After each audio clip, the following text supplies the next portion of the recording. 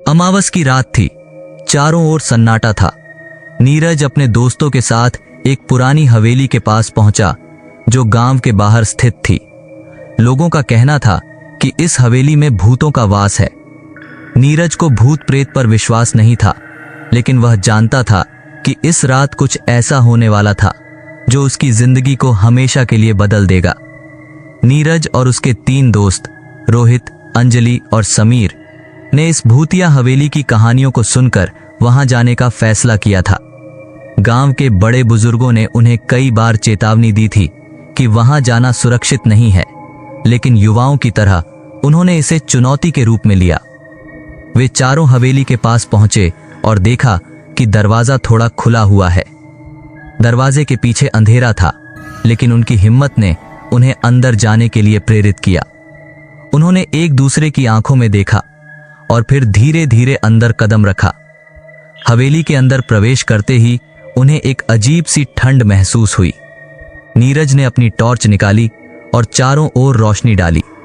दीवारों पर पुराने चित्र लगे हुए थे, जिनमें से कुछ के चेहरे बहुत ही डरावने थे।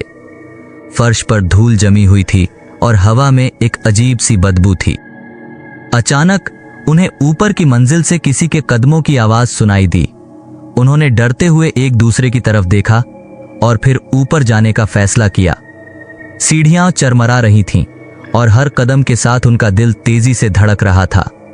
ऊपर पहुंचकर उन्होंने देखा कि एक पुरानी ड्रेस पहने एक महिला का साया दिखाई दे रहा है। नीरज ने साहस जुटाकर उसे आवाज दी, कौन हो तुम? उस साये ने धीरे धीरे उनकी तरफ मुड़कर देखा। उसकी आंखें बिल्कुल खाली थीं, जैसे उनमें कोई जान न हो। उसने धीमी आवाज में कहा, तुम्हें यहां नहीं आना चाहिए था। अंजलि ने डरते हुए पूछा, तुम कौन हो?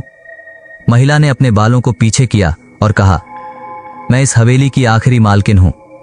कई साल पहले इस हवेली में एक बड़ी दुर्घटना हुई थी। उस रात सभी लोग मारे गए थे और उनकी आत्माएं अब भी यहां भटक रही हैं।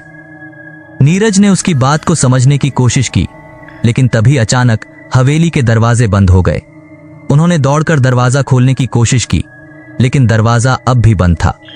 हवेली की दीवारों से चीखें सुनाई देने लगीं और फर्श पर खून के निशान उभर आए।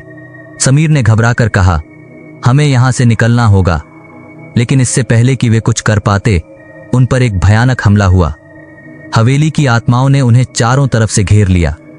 उनकी आवाजें और चीखें हवेली की दीवारों में गूंज रही थीं। नीरज ने अपनी पूरी ताकत से कोशिश की, लेकिन आत्माओं का बल बहुत अधिक था। उन्होंने उसे और उसके दोस्तों को पकड़ लिया और हवेली के तहखाने में खींच ले गए। वहां उन्हें एक पुरानी किताब मिली, जिसमें इस हवेली के रहस्य लिखे थे। किताब में लिखा था कि इस हवेली के मालकिन ने अपने परिवार के साथ मिलकर कई निर्दोष लोगों की बलि दी थी और उनकी आत्माएं अब भी इस हवेली में कैद हैं। अंजलि ने किताब पढ़ते हुए कहा, हमें इस हवेली को मुक्त करना होगा। यही हमारी एकमात्र उम्मीद है। नीरज ने सहमति जताई और वे चारों मिलकर आत्माओं की मुक्ति के लिए प्रार्थना करने लगे। अचानक हवेली की दीवारें हिलने लगीं और एक तेज रोशनी उभर आई। आत्माओं की चीखें धीरे धीरे शांत होने लगीं और हवेली में शांति छा गई। नीरज और उसके दोस्त हवेली से बाहर निकले और देखा कि अब वह हवेली बिल्कुल बदल चुकी थी। वहां अब किसी भी भूत या आत्मा का वास नहीं था।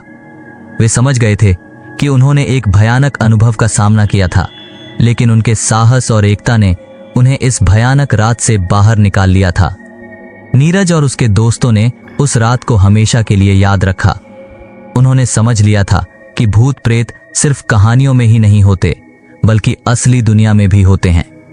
लेकिन सबसे महत्वपूर्ण बात यह थी कि उन्होंने एक दूसरे का साथ कभी नहीं छोड़ा और अपने साहस से उस भयानक रात को जीत लिया।